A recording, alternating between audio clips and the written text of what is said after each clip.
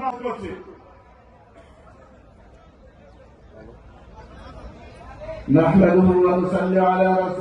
সুযোগ্য সন্তান আপসহীন দেশনেত্রী বেগম খালেদা জিয়ার সুযোগ্য সন্তান অবস পৌরসভার বারবার নির্বাচিত মেয়র আলহাজি কে গৌস ভাই। আল্লাহ যেন ওনাদেরকে ব্যস্ত নসিব করেন। এবারে আমি আমার বক্তব্য শেষ করি। বাংলাদেশ জিন্দাবাদ, জাতীয়তা।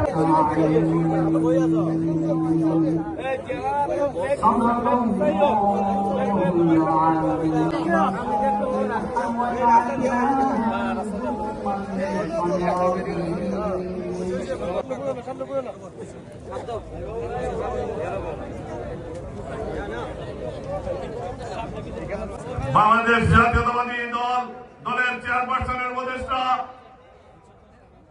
অবিগত বানিয়াচুর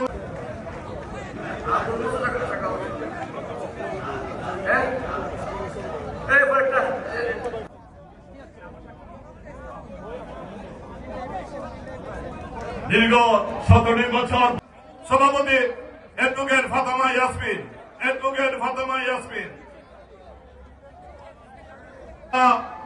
আমাদের হবিগঞ্জে আসছেন।